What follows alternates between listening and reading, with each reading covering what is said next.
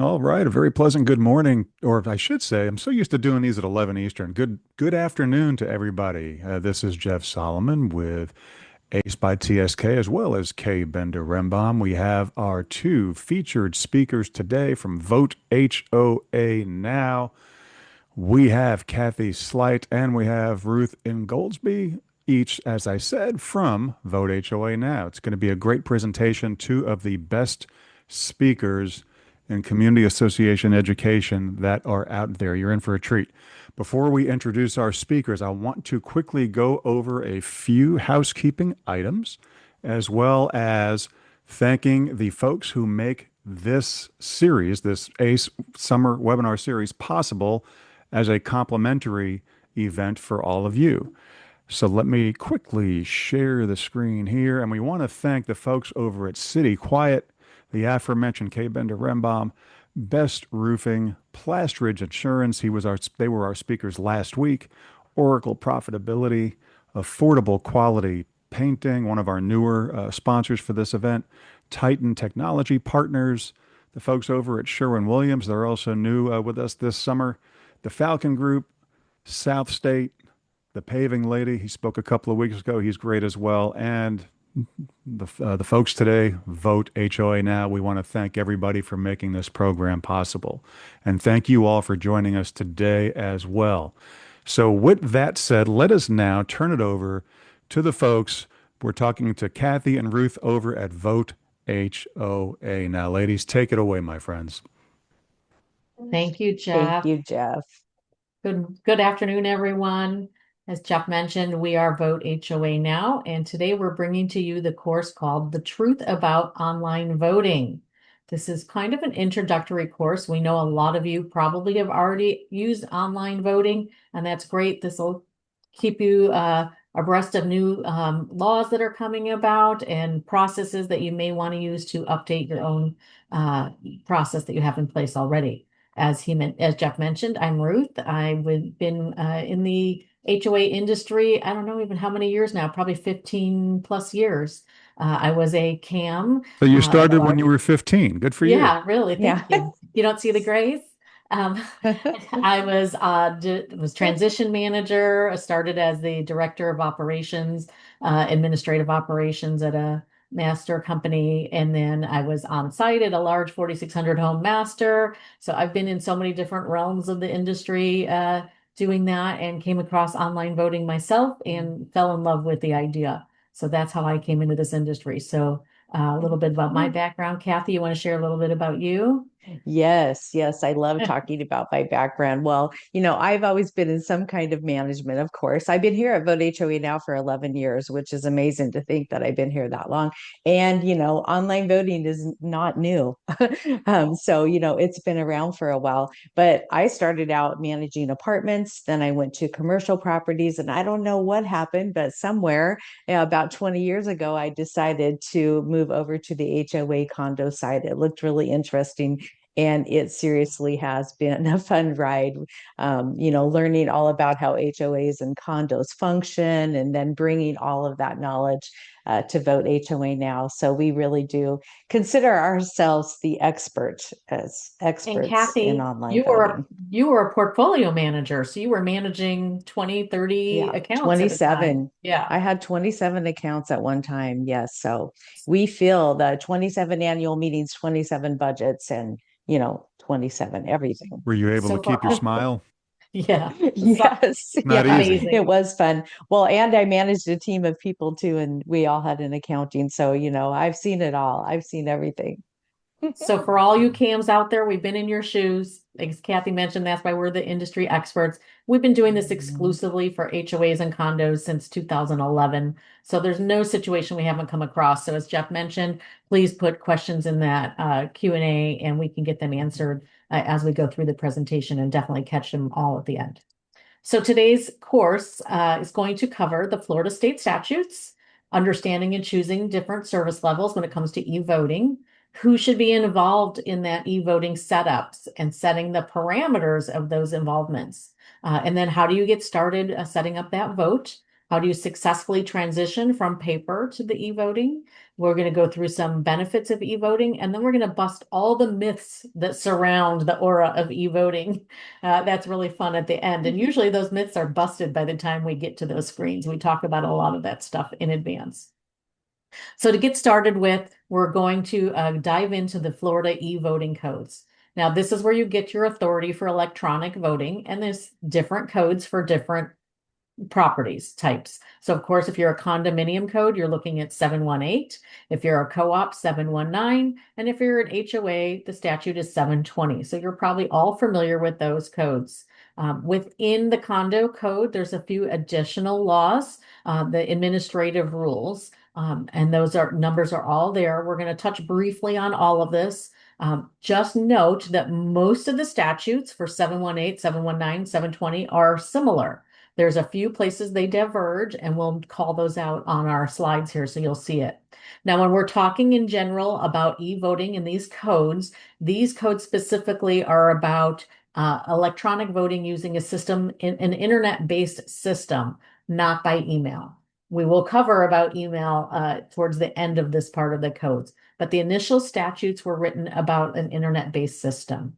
So we continue, we're going to start with the condo statute. They're the same. So we're not going to go through the detail of the HOA. These are the same. So basically it says that the association can conduct elections and other unit owner votes. So any vote of your members using an internet-based online voting system, if the unit owner consents electronically or in writing to online voting. So basically you have to have a consent process involved with your electronic vote. The system must authenticate their identity, protect secrecy and integrity of each ballot, and a method to confirm delivery, i.e. a receipt. So the statute continues to say that the voting system has to authenticate the owner's identity. You have to ensure the vote is not altered in transit, has to submit that receipt to the owner, and then also permanently separate any identifying information. Again, keeping a secret vote, a truly secret vote, so that you can't tie that vote back to an owner. And then, of course, has to be able to have a recount, inspection, or review process. Now, the best part of the statute, this one right here, that the e-vote counts towards quorum for the meeting. So all those meetings that you have to run around and try to get people to come to attend, to fill out a proxy, you have to do reconvenes. When you switch to e-voting and you get those votes in advance, that's all counting towards quorum for your meeting. So typically your e-vote's going to run probably 2 weeks, 10 days, 2 weeks in advance of your meeting. If you have a larger association, it might even be 3 weeks or a month. Keeping in mind, all those votes are counting towards that quorum so that you know going into that meeting you have quorum. It's been established and you can have your meeting, even if only 3 people show up. Our favorite part. So the statute goes on to talk about how do you get started in this. You have to create a resolution. So your association should contact your association's attorney because most likely they already have one started. But the board takes it upon themselves to authorize electronic voting and create that resolution. So in that resolution, we can see a couple of things here. There's a note that only for condos, this first bullet, this is where it diverges for HOAs, but the board authorizes the online voting. They have to, if they authorize it, they have to authorize it for all future meetings, basically. So once you opt in and adopt electronic voting for for a condo, you have to keep it always. So keep that in mind. You can switch providers and things throughout the process. That's fine. But once you adopt it, and you're not going to want to go back, why would you go back to paper at that point? You agree. Yeah. But all associations, you must provide the unit owners to receive notice of the opportunity to vote through the online system. So if you're still sending paper notices, you're going to send that notice saying, hey, here's your options to vote electronically is number 1, and number 2, come to the meeting. Number 3, vote via a paper proxy. So you'll have to provide that option to owners if you're going to have online voting. So the third part of that resolution is you have to create reasonable procedures and deadlines for unit owners to consent to online voting. It's basically to opt in. So make sure they have enough time to do so. Now, the last part, that last bullet's a little bit smaller. This was changed. It was removed for the condos. So the last bullet only applies to the HOAs, that the time frame for the written notice that you have to let people know that you're considering adding having a resolution for online voting, it was removed. That 14-day period was removed for the condos, so you don't have to give that time frame anymore. It's still there for the HOAs, but definitely your attorney, your association's attorney, will be familiar with all of that part.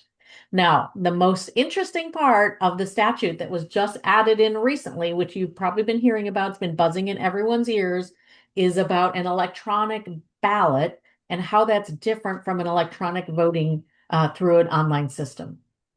So the electronic ballot is if somebody wants to vote by email, it's still considered electronic, but the email has certain things that can't happen. The secrecy is no longer preserved, things like that. So if the associations adopt electronic voting, they can also accept email transmitted ballots. So keeping in mind that if they are transmitting ballots, it's a little hard to describe, but if they are going to get email ballots in, they have to include this little language at the bottom here that says waiving your right of secrecy is your choice. So they'd be emailing a ballot to somebody fills it out on an email and then sends it back. Here's my 3 candidates. They know their vote is no longer secret.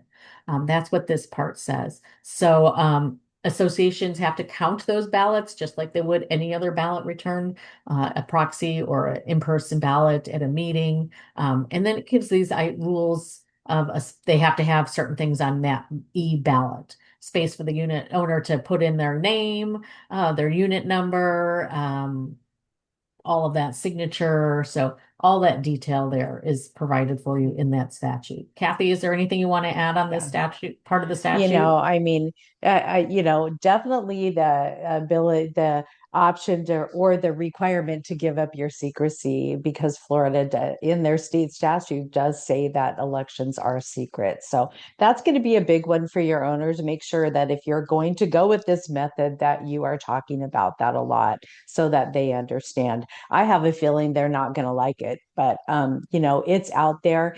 I think that they brought this whole thing in to help those smaller associations and communities, condos that were unable to afford electronic voting as an option. But I'll be curious to see how it works out and what we hear from the attorneys over time.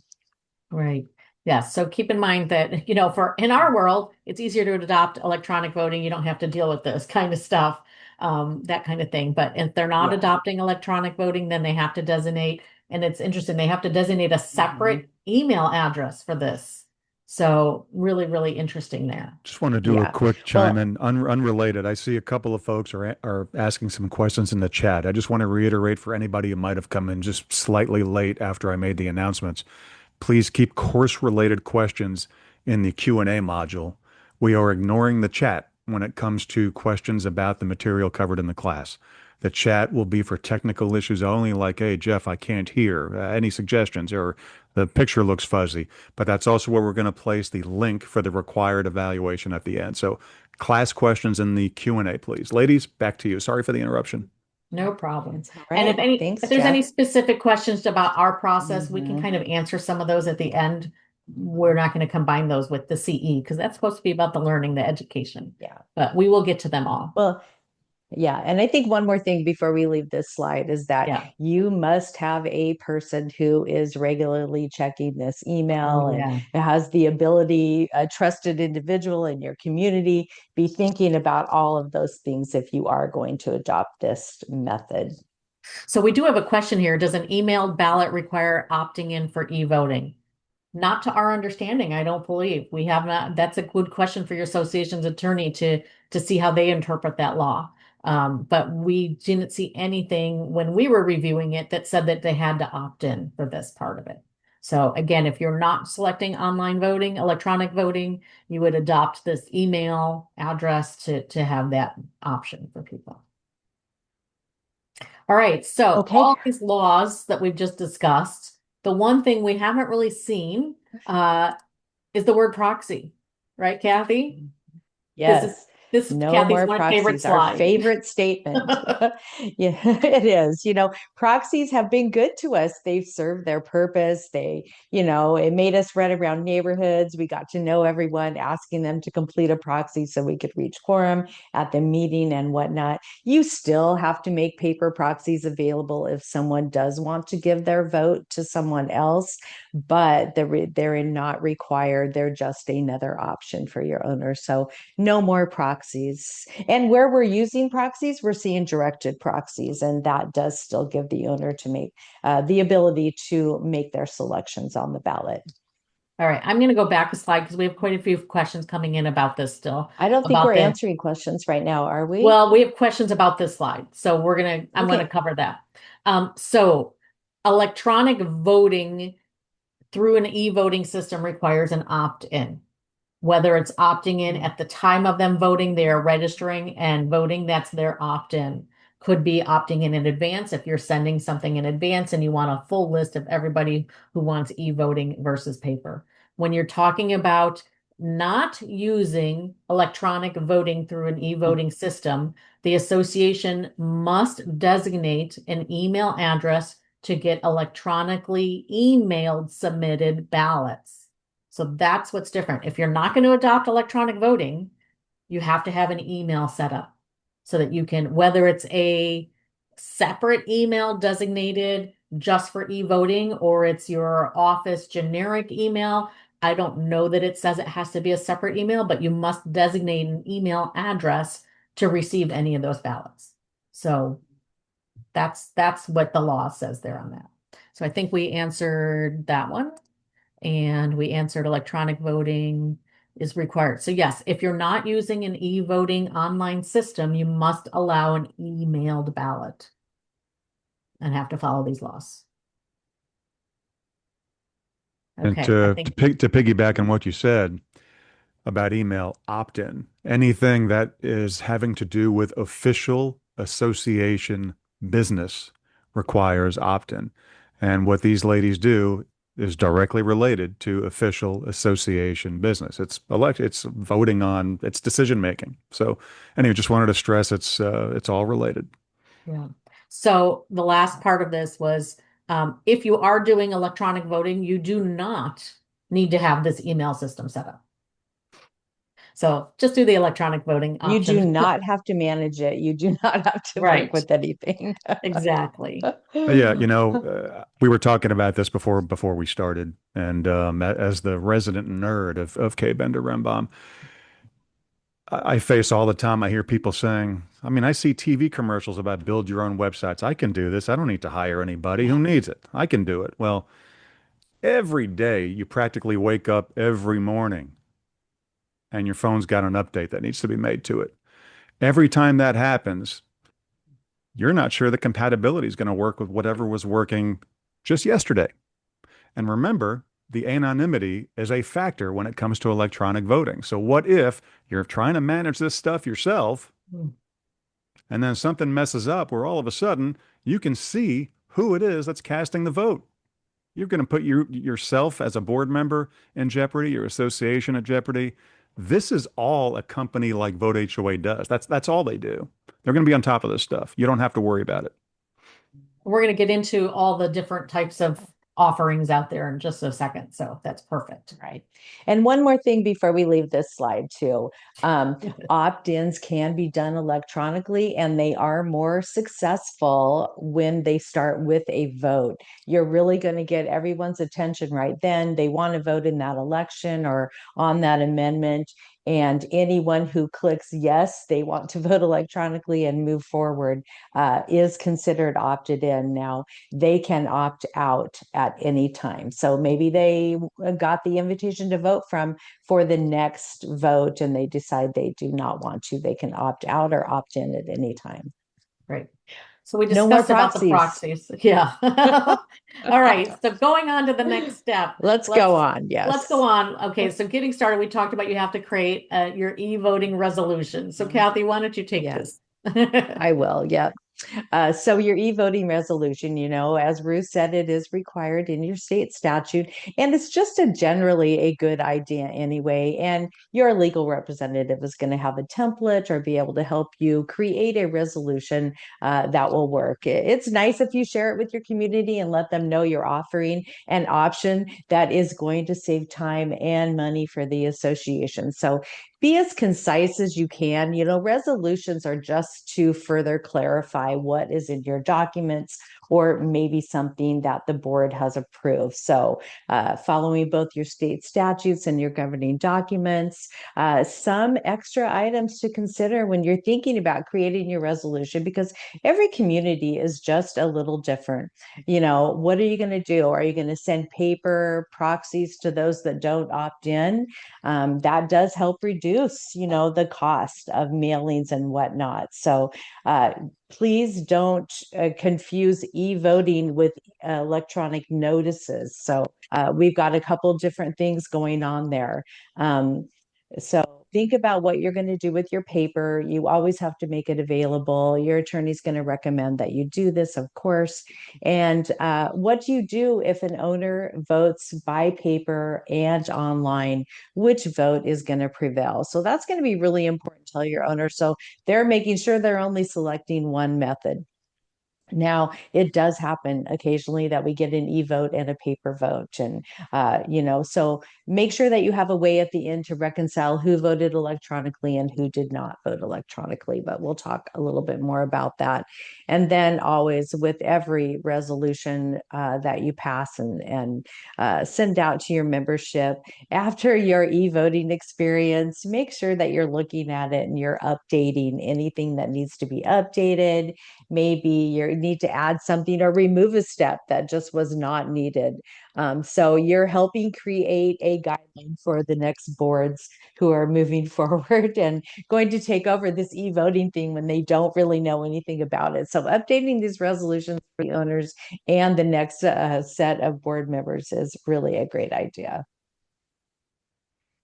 All right, so now we go on, as Jeff mentioned earlier, considering what we do as a full service offering for electronic voting, there's tons of different platforms out there. So we're going to go over what the differences are between a full service provider, a self-service management software. Kathy, you want to start us off on that? Yeah, I will. Yes, thank you. It's really important to understand what you're looking at. Make a list of all your expectations, of course, and use that as your guide. But basically, in this industry, we're going to find those full service providers. That means they do everything for you. They're going to set up, manage, and run your vote and provide you a completely professional full final report. So what does this do? It's just like any other professional industry partner. It's going to free the manager up to not be in the election business anymore. They're going to be able to work on other projects, and it really is going to save time for them, letting us do, or your e-voting vendor do, what they do best: run votes. That's what we do all day long. And so it really is nice to have that professional partner that understands exactly how that vote should be run and managed. And then that third party separation is the most important thing. Florida has, the second most requirements for e-voting aside from New Jersey. And when you get to secrecy, when you get to those requirements that we looked at for the state statutes and whatnot, it really is a lot to keep track of. So it's wonderful to have that third party separation. That e-voting company is just going to run and manage that vote. You don't really get to see anything.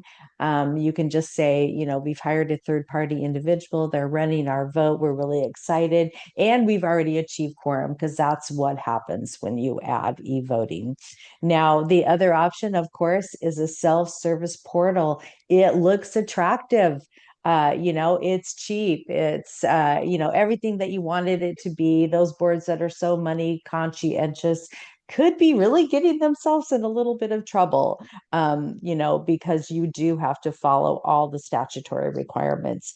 It is more work for the manager. And I always say, just like anything else, is that what if you have this manager like Ruth who can do anything? She knows Excel spreadsheets, she's loading, she's building ballots and everything. And then we switch managers. You've got Kathy, and she doesn't really know that much about Excel spreadsheets or building ballots or anything like that. And So, she's dealing with you know, 27 other associations too. So yes, she's, yes, A exactly. little Yeah. busy. So, that experience, having a partner who will take care of those things that is consistent for your community is really important. We see it with landscaping, we see it with insurance, we see it with our Yeah. attorneys. So, Yeah, you don't you do want your a own partner that, taxes for your association. Why would you do this? right. So more work for the manager. Oftentimes the boards, the committees, the manager, everyone's involved in the process, and it does get kind of confusing. So that third party separation is going to take all that away. And just remember, if you are going to do it yourself, make a list of all of the steps that you took during that vote. Use that same process, because it is more risk for the association and the manager, and you may be asked to answer those questions about what process you followed, especially if you get in the situation of someone is not happy and they request to review the documents or they challenge the vote. You just want to turn around and go to your third party provider and ask them what Yeah. to do. But in some cases, you could be left on your own, and, I mean, and you may have to consult with an attorney, and it could actually cost more money than right. just picking a full service provider. We have heard about amendment votes, for example, that the manager left like right after for whatever reason, and they were called into court to defend how they set up and ran that vote because Mhm. it doesn't matter if you're there or not, you're the one that did it. Even if you've left that association, you're on the hook to be called back to defend. So that's kind of scary. Funny thing about these things, Yeah. yes. So keep And in then we mind, we love to say this, keep in yeah. mind. Yes. So we hear it all the time about, well, that, the other only cost me $10 or $25. Why shouldn't I go with that? Uh, when you load your account, when you load your owners and their emails, what do you think is going to happen with that information? Yes, we know that information is out there already, but do you want to be the cause of them getting more spam and getting more of that kind of stuff sent to them? So in those kind of cases, your client list, your owner list is the product that they're looking for. That's why they're offering Mhm. something free or almost free. Yeah. So Kathy And talked a it, lot it about, really is yeah, just a general rule of asking, what do you do yes, with our owner data? The answer should be that it's used for the purposes of this vote and only this vote, and is considered the property of the community. right. So Kathy talked a lot about the difference there between full service and self-service with third-party separation. So even in the world of full service, there's differences between those vendors. They are not all the same. As Kathy kind of alluded to, there's different vendors that do different things. So you want to make sure that you're working with that true partner in the industry that specializes in our industry. Not every vendor is going to understand the rules and regulations, laws, how boards operate, unless they are specific to the HOA and condo industry. We talk about that all the time. It is different in this world than it is in a school or a union. Colleges use e-voting, things like that too, but those worlds are much different than this industry is. It's kind of a different a different animal. We always say look for somebody based in the US if you're based in the US. It can make a difference in the court system. And for example, the Florida DBPR, as Jeff mentioned, if something is questioned, they will come ask that vendor. And if they are not known by the Florida DBPR, that could be a challenge right there.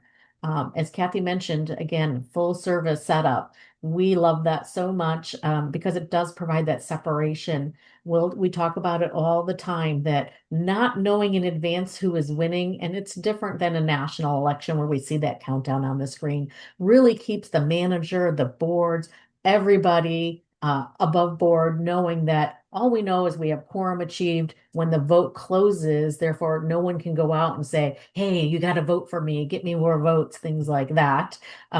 We think that really helps keep everything tightened down. That nobody knows who's winning in advance, and that's that third party separation. What that really does. And then, of course, we always say, look for a vendor that's a leader in electronic voting education. Yes, this course is offered to you. So do those who offer courses a favor and get quotes from them because they know what they're talking about. They've been approved by the DBPR and other CAI industry experts and things like that. So now as we talk about setting up the vote and getting started with the voting, we've gone through and we've selected our vendor and done all that. Kathy, why don't you lead us into Yeah. setting those We parameters? created our resolution. Yes, We're announcing it to our community, but we still have a few more decisions. So we're going to talk about setting the parameters, of course. yes. Of course. So who should be involved? We've got our committees, we've got our managers and the board. We're most often working with the manager. Now, it's kind of sad. Committees think, what am I going to do? What is my job going to be now? Believe me, there's still going to be some paper reconciliation process. There'll be ballots that still will need to be counted. Not everybody is going to vote electronically. So you really do have a lot that your committee members can still help with. So please let them know that their job has not ended. Maybe some of them want out, but some of them will want to be involved still. So we typically work with the manager or their admin. It is nice because they really do understand your documents. They can answer all those questions. They're a neutral party, even though some people would say that they're not, that they want to pick their own board. The manager and the management staff is typically a neutral party. Sorry if someone thinks that you're not. Available to answer questions. That's their job. They can provide all the ballot information after your call for candidates.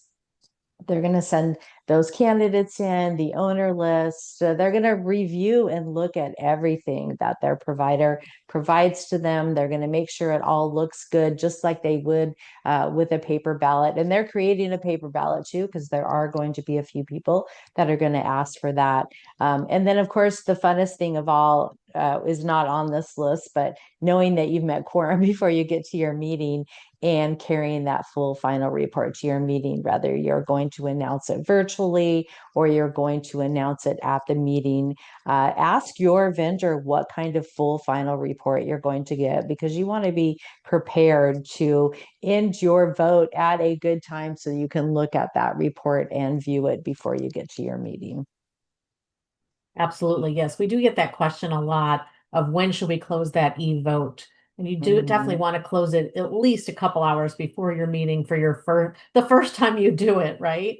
You're going to be unfamiliar. As much as you've prepared, it's still something new and different to get that final report in the first time, review it, know what you're looking at, have enough time to call your vendor and ask any questions if you need to, and then go into your meeting. And then as you become more comfortable with it, maybe you just close that e-vote, the hour before the meeting. But you don't want to close the vote. If your meeting's at 7 p.m., don't close your vote at 7 p.m. You have the internet to deal with too, and you might be at a place that doesn't have good reception. And so that email doesn't come through with that link with those final reports and things like that. So don't leave that situation. Don't leave that to happen for your first, especially for your first time.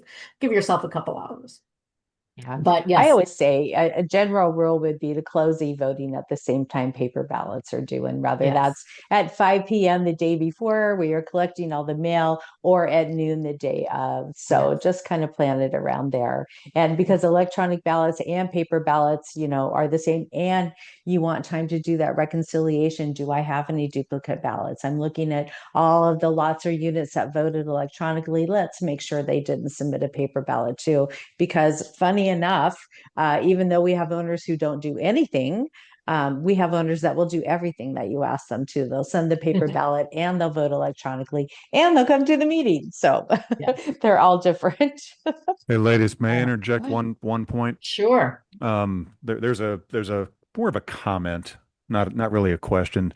How we keep mentioning that we've met quorum, but we've only met quorum if people vote, not simply by having e-voting in place. And I think what the ladies are alluding to, and correct me if I'm wrong, is just simply how with e-voting, electronic voting companies, by having this in place, the success rate is astronomical, and I can attest to that. Some of you in the audience, I'm not going to mention names, don't worry, have me moderating some of their board meetings, and we've gone through the frustrations of not having enough folks to get anything done.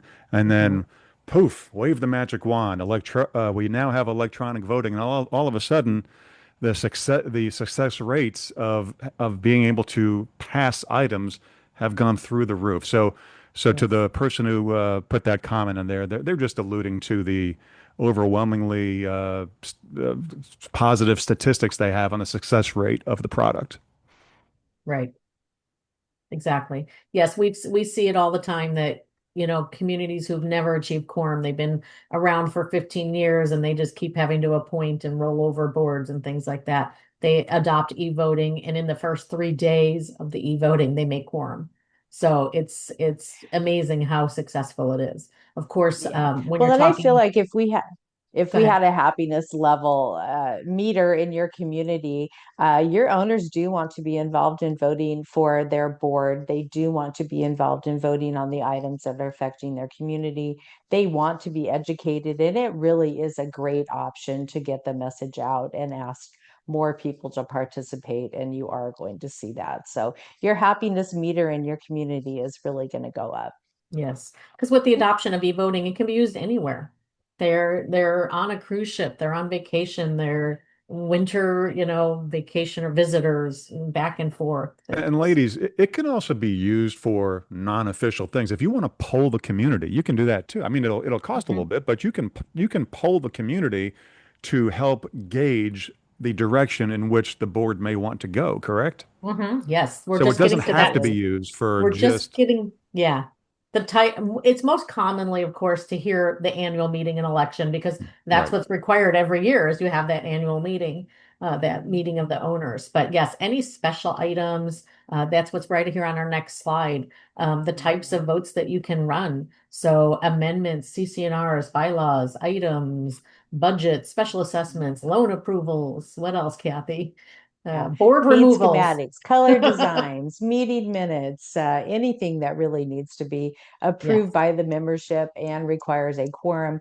And even some, like Jeff said, polls of, what does your community want you to do with that extra money that you save by adding electronic voting? I mean, for some large communities, it could be significant and you could redirect that money to another project. So you definitely want to talk about how successful it was and how those resources can go to other Yes. projects. So make the most of your voting time frame and you bulk some of these together. You definitely, don't just hold your election.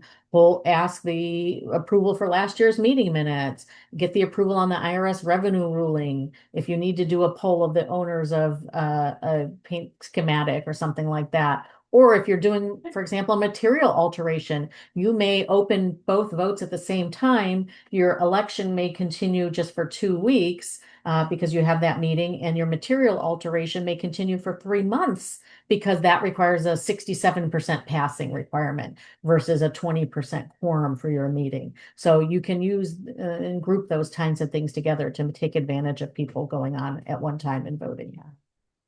So And let's it talk. isn't in this presentation, but this is a good time too to ask your owners, do you want to receive electronic notices from your association? Yes. I mean, it can't be billings, it can't be collection items or anything legal, but just general notices from your Yeah. community can now be sent electronically as Yeah. well. So, if you're going to commit to the transition, look at every opportunity Right. to ask them. Yeah. And that's a simple question to put on any ballot. Do you want to opt in Any for ballot. electronic notices? Yes or no? Yeah. Great. All right. Let's talk about getting started with the vote, Kathy. Okay, so getting started, we've talked a lot about the state statutes, the codes, everything. So, which does, sometimes require a conversation with your legal representative. So make sure that you've got it all right. Call for candidates. This is one of the most important things that we're seeing anymore, especially with electronic voting. That, we always say back it up, create a timeline that you can follow. and have that 2 or 3 week call for candidates period. Set those standards. What do you want? Do you want them to include a photo? They can also do a short video now, or are just filling out a form or submitting a resume. So there's lots of options for those candidates to get their information out there. So do your call for candidates, give yourself plenty of time. It's really important because then every candidate can be vetted before they are placed on the electronic or the paper ballot. Ruth talked about quorum on the last slide, and we talk about it all the time. Every item that we vote on almost has a different quorum. The election quorum is different than the membership vote quorum. That could be different than the bylaw or the CC&R quorum. So make sure that you understand what all those different quorums are. How many positions in the elections? These seem like silly things, but oftentimes through transition, we don't get the last set of meeting minutes, or no one has them, and we're really not sure how the board lays out how many positions are open. And so keeping track of those things is really important.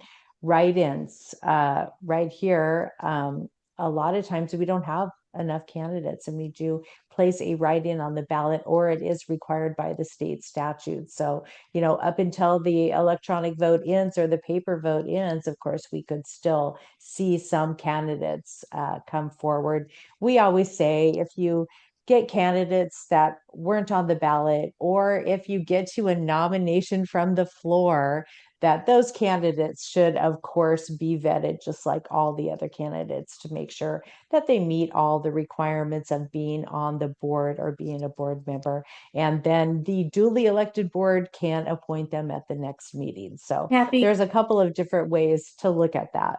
can you discuss a little bit more about the nominations from the floor, since the HOA statute allows for that, how they would do that with this? Yeah, yeah. And we're still going to see those most often. They're at in-person meetings, but it could happen at a virtual meeting too. And go ahead, accept that nomination from the floor. Like I said, you can allow that candidate to speak and whatnot, but make sure that you are going through that proper vetting process and making sure they're an owner of record. Of course, we ran into that with paper all the time at our meetings. Like, gosh, we elected someone who wasn't even a homeowner in the community. And so we had to go backwards. So don't go backwards, go forwards. So those Yeah. nominations from the floor, we they're always- still okay and they're going to happen. But the If you call put for it in our candidates notice. period will cut down on that. Yes, if you put it in your notice saying that you're accepting a call for candidates up to this time, while we can still accept nominations from the floor, you will not be on the ballot to be considered by those voting electronically or with a proxy in advance of the meeting, and it would only be voted on those who haven't voted at the meeting. So it really reduces those nominations from the floor, people. Yeah. And it used, But we know they're still going to Yeah. pop up here and there. especially if you have fewer candidates than the number of positions, you may do that right at the meeting. Say, while we only had 2 candidates and we have 3 positions, we're going to accept nominations right now. And so you may then still do that part of it. Yeah. Because we'll never turn away anyone who raises Yeah. their hand or puts their Put name on them line, on a right? committee. We take Exactly. we take them all. We'll find them a position. Yes, of Yes. course. Yes. So, let's just go to these code requirements. There's really a good standard rule is that minimum of 14 days voting. Give them 2 weeks to vote. Your provider should be sending plenty of messages to them to let them know they still have the opportunity. So ask those questions. How often do those invitations go out? What is the limit?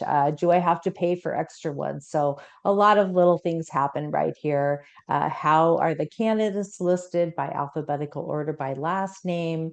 They can't talk about being an incumbent. They can't say anything on the ballot about the president or the vice president, secretary, or treasurer. And they can say it in their written kind of resume about themselves that they've served the community, but it cannot be on the ballot anywhere. For the condo, no write-ins. So lucky you, you don't have to worry about it. So your call for candidates period is where you're going to get all your candidates who are interested. And then everyone has the secret ballot requirement. The great news is that when you're using an electronic web-based system and a full service, they are going to get a receipt of exactly how they voted. It's the most professional thing we've ever given them in the industry. And if there are any questions about their vote, they would produce their online voting receipts. So this will give us all time to look into the issue that they're reporting. And this list right here is another perfect example of why I use a full service voting partner that knows the statutes, that knows these things are the requirements. Because otherwise, if you're trying to set it up, you have to remember all these things every year. Yeah. That's a lot. Do And if we it have write-ins? changes, Do we not have yeah, write-ins? Who yeah, opted in? yeah, Gosh, you want your third party to do that. yeah. We talk about this a lot. It's one of the most unknown things, but we do have a few more people who are becoming really educated on it. It's called the owner date of record. And it just simply means that the owner date of record is the day that you drop your official election notice in the mail or your electronic voting starts. That means that for that 2 or 3 week period, if there are changes of ownership, those new owners are not eligible to vote. Only those owners who were in place when the election started are eligible to vote in that election, and any new owners would have to wait until the next year. Now, it really doesn't apply to membership votes, amendment votes, things that last longer, that could go up to 30 or 90 days. The owner date of record really doesn't apply. So if you do have a change of ownership during that period, your e-voting vendor or provider should have a process to remove the prior owner, add in the new one, and allow them to vote on that membership vote. So really important to remember the differences between the two, the elections and membership votes. All right. We're going to now go through some benefits, which hopefully everyone has already kind of gleaned a lot of the benefits just from what we've been discussing, and then we'll get into busting those myths. So I love the first one. It's easy for owners to vote. Most e-voting systems can be used 24/7 on any device, phones, tablets, computers. They click a few buttons, make their selection, see the candidates on the screen, select, submit, and vote, and then they get a receipt in their email. So it's really easy. Takes owners 2 minutes, 3 minutes, sometimes if there's quite a bit of bios to read. But a lot of owners already know who they're voting for in advance, who people are in their association. So it does make things really, really fast. I think Kathy's favorite, No one of her miscounted favorites. ballots. Yeah, Yeah. this is a big one. Remember sitting at meetings with over 100 paper ballots, and Oh, you get a different tally, 2 times. So you had to count it a third time. Electronic voting really does cut down on that. There are no miscounted ballots. Every electronic vote is recorded instantly and only once, and it will not allow an owner to vote multiple times, even though, well, like we talked about, they could send in a paper ballot and they could vote right. electronically. So have a way to reconcile those at the end. The authenticated results. This is really important. We're finding that having a certified set of authenticated results going into the meeting is the best approach. You don't have to worry about paper tallies, hashing by 5, counting the ballots and whatnot. They're instant. Owners' votes are recorded instantly. And if you close your electronic vote at 2, and your paper ballots are closing at 2, you're going to get those results instantly, and they're all going to be tallied for you. Yeah. And as we've been alluding to, you get a much higher participation rate, especially on those votes that you need to keep hammering away at your owners to get them to vote. Make sure your e-voting provider does email often, not just once at the beginning, once in the middle, and once at the end. couple times a week. Really, people look at their emails at different days, different times. They may not look at their personal email till the weekend, so you want to make sure you have enough voting time. But getting the higher participation rate means you're achieving quorum more reliably every year, or getting those passing requirements for those item votes. And as Kathy loves having that duly elected board Duly members elected with board. those normal term rotations, Mhm. that's very important. So we've got lots more benefits here. As we've talked about, not having to roll over another board, not having to go door knocking, running around, begging people to fill out a proxy, or having just that reconvene. That's a lot more work to have to try it all again. We've talked about this a Yeah. lot, other types of votes that you can run. So this works for any membership vote. Once your board adopts that resolution and tells the community this is going to be available, it can be used for all those things that you need your votes or your polls of your members. And then, of course, who Of doesn't like to course, be a looking like superhero? superheroes. Yeah. Yeah. All right. So It doesn't happen often. Take an yeah. opportunity to pat yourself on the Yeah. back. Raise your right And like I hand. said, yeah, for those, communities that are quite large, it could be significant savings adding electronic voting. Look at it, consider it, make sure that Yes. you're making all the right Because you're choices for reducing your paper community. costs. So You you're kind of are diverting nailing. that. So let's go through some myths, Kathy. Yeah. Okay, let's do it. Let's bust them. I've got a page of myths here. Okay. Ruth, we don't have all the email addresses. We Oh my can't God, do get it. started anyway. People, you're still going to have some people who want paper, and that's fine, but you need to start that transition. You'll have hybrid voting initially, some email or some electronic, some via paper. But over time, as you know, people will switch. Even those who say, my community is a 55 plus older, we have great statistics. That's actually the best voting group. They are more It responsive than is. younger voter owners. So they take the time, they want to participate, they travel, they do everything electronic. Don't discount people in their 80s and things like that. They're doing things on email. The instructions Yeah. should be easy enough for them to follow. I'm sure my dad's on his computer right now looking at everything. Yeah. It's I not legal. It is.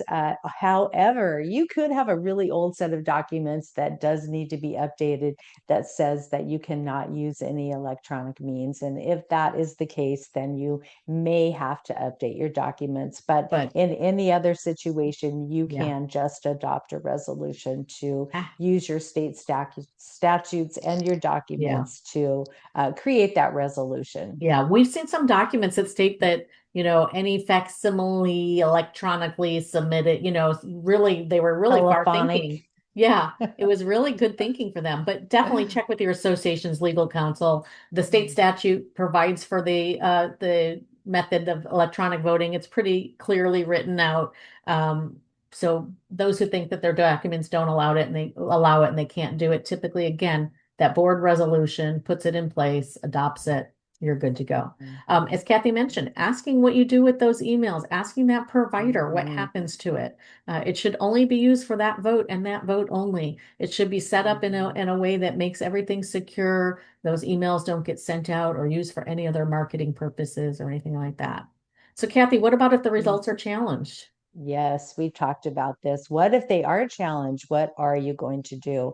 I told you it's fun just to turn to your electronic voting provider and say, hey, we have a vote that's challenged. But if you have selected that self-service method or you're using your property management software, make sure that you're creating a process if your results are challenged. It typically includes the owner writing to the management company requesting this, the management company having a timeline to respond and provide that documentation. So it's a lot of work where your e-voting company can come up with something in just a couple of days that you can review and send out if the vote is challenged. And then, gosh, don't learn any new software if you don't have to. That's been my policy for years. So, it's nice having someone to take care of all of that for you, and you are going to have maximum results having a third-party representative run that software and that vote for you. And the transition changes, of course, Hmm. with software. Like I said, Ruth can do it, but I can't, Yeah. If I'm your manager 1 year, if I come in 1 year and I set it up, Kathy, the next year is going to be like, oh my God, Yeah. what did I do? You get me and I'm going to go, oh no, I can't do that. Yeah. Yeah.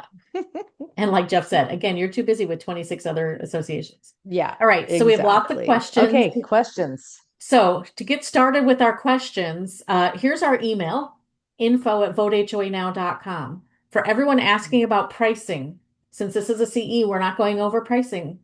You can email us with your name of your association, number of homes. We'll get you an estimate. And we also have a demo of our system happening tomorrow. So there will be a link on any of those estimates, or you can go to our website, votehoanow.com, and sign up for tomorrow's demo so you can see how it works for our system. So hopefully that answered all of our Q&A about prices. May I stop the share so people can see your faces? Absolutely. All right. Yep. And before the ladies handle the rest of the questions, I just want to reiterate to everybody to please be sure to visit the chat area. Again, not to be confused with the Q&A where you are asking questions. The chat is a different area on your Zoom interface where we just place the link for the required post-webinar form. So please click that link. It'll open up in another tab in your browser. If it doesn't, you likely have a pop-up blocker enabled, so you can just highlight the link, copy it, and then paste it into the address bar in your browser of choice. Okay, so go ahead and do that. I'll go over that again more slowly when the ladies sign off. I'll remain on for a little bit to help you all out. And so again, press the chat button so you can see it if you haven't already done so. I'll place the link in there once again in just about 30 seconds. Back to you both. Great. In addition to that demo for you, CAMs, tomorrow that we're having, you can invite your boards to that, your committees, whoever else you need to see Yeah. our software and want to see how it works. Just want to throw that in. All right, Kathy. So we have some questions about who approves e-voting. Does a board need to get a vote of their members for that type of thing? That kind of stuff. Could you Yeah. discuss that? Well, the state actually approved electronic voting, and typically we can find, the section in your documents that will allow it to. So the board will pass a resolution that is put together to announce it to the community. So at the end of the day, the state's making the decision, the board is making the decision at the meeting, and then they are notifying their owners that it is available as an option. And again, she just said it's an option. So you would offer as an option. Now we have a couple questions about, well, shouldn't the owners have to vote on this because they're going to have to be the ones that pay for it? So again, when you're talking about reducing paper costs, because you may be able to reduce paper mailings, that could be some of those funds. And again, it takes a little time, may take some time. Your first year, you may have a split and have to do both. But then typically over time, when you're asking people to opt in for electronic notices, asking them to opt in for electronic voting, you're going to reduce that paper requirement and reduce that cost. Okay, so we have, let's see, a couple other questions that don't all the materials have to be mailed regardless of the e-voting? Yeah, well, the official notice, if you're having an election, the official notice that goes out at least 14 to 15 days before the annual meeting or your election does still need to go through US mail. It is the most trusted way to get that notice to them. But your electronic provider can also attach that notice to the ballot so they can read it electronically, which is going to get to them a lot faster than that mail does. And the mail may not even get to them. So, if you have like a system like Connect or whatever it is, Constant Contact, you should say that, the voting is going to start and they should look to see their materials on or around this time and try and, let them know that that vote is open. But I think, for those you don't have an email for, send the whole entire packet. For those who you have an email for, allow them to make the choice whether they want electronic voting or a paper packet. So Right. these are just all options that we're offering And still. start your list. Start those who Mhm. get those questions, get people to opt in. Again, your association's legal counsel may have a form. They may tell you that it's okay to email them to get them to return that form or send do you want to opt in for electronic notices and electronic voting and get it started. Don't wait until the month before your annual meeting to start asking that. Ladies, Start now. there's a question about how do you view the demo. I'm on your website now. If you can guide me real quick, I can copy and paste the link. Yeah, go to how it works, and then Got it. you'll see live I webinars, see it. Okay. and the schedule is right there. There it is. All right. I'm going to paste that link, Dennis and others, into the chat in just a moment. Thank you. You're welcome. Excellent. So we have a couple other questions. For secret ballot, how do you prevent a duplicate or a fraud vote from being recorded multiple times? Yeah. Well, your vendor should be able to generate a unique registration code for that lot or unit. That is good for that one vote, whether it's one vote, whether it's percentage, cumulative vote, whatever it is. Once that code is used, it cannot be used again. And like we've said at the end, there could be some reconciliation. You should be receiving a report of everyone who voted electronically and everyone who did not vote electronically. So you're only opening or looking at ballots from addresses who have not submitted electronically, and that will help you with any duplicate votes. So make sure that you're receiving those two reports: who voted electronically and who did not vote electronically, which is why we say give yourselves a couple hours before the meeting, because you're going to be looking at the outside of those envelopes with the address and saying, okay, they're on the who did not voted list. We can set this envelope aside to be opened, at the meeting. So that reconciliation of those things is easy. We won't let them vote twice All right, we have electronically. one more here. Can right. all three voting methods be used simultaneously, paper, email, and e-voting? And also then somebody else asks, if the community has adopted e-voting, but some members have elected not to participate, are they able to accept an emailed ballot from them? Well, that's a big, huge question there. Yeah, well, it was okay, two so combined. no, email ballot and electronic voting are different things. So follow all those requirements of accepting an email ballot. That is completely different than electronic voting. And, simultaneously, it doesn't matter. You still have the list of who has voted and who has not voted, and they cannot vote twice electronically. So if But they you could vote multiple times by paper. So I think that the statute is saying that if you're not allowing electronic voting, that you must then have email voting. So if you're allowing electronic voting and you have that system set up, you don't have to accept an emailed ballot. That's how I view it. But again, your association's legal counsel will determine what your association is going to do, because they would defend anything of that. But it could be that they say, yes, you can accept all three. We're not the definitive say so when it comes to each individual association. We don't know your documents. We don't know what's in your resolution. And that's why even same thing with the law firms. That's why we say keep your questions as general as you can, on topic, but general. We don't have your paperwork in front of us. Yes. All right. Thank you, everyone. What fun. I think we went over took our up the time. whole entire hour. We hope you liked it too. No, fantastic us a job, good ladies. I mark. didn't mean to fall asleep at the wheel there. I didn't realize you got through all the questions there as I'm going back and forth here. Fantastic job, as always. You're going to be back in a couple of weeks. That registration link will be on the website and emailed to everybody soon as well. And before you head out, just one more time, the best way to contact you, which folks that are still here, which is also how you can request some of the course materials today. Ladies, how would you like folks to contact you? Info the at info vote. at votehoanow.com. I'm putting it in the chat Send right us an now. email. Yes. Yeah. The email comes to our whole team, Kathy, myself, anyone else in our sales department. So we can There you get you your answers and get you your estimates right away. Sounds great. And So, same place to get to the webinar tomorrow so you can see our system. oh, excellent. There you go. All right. Well, thank you both. We can't wait to see you again in a couple of weeks. And until then, ciao for now. Yeah, we're See you going to then. be doing the deep dive in a couple of weeks. It goes in more detail about electronic voting. So please join us. We'd love to see you there.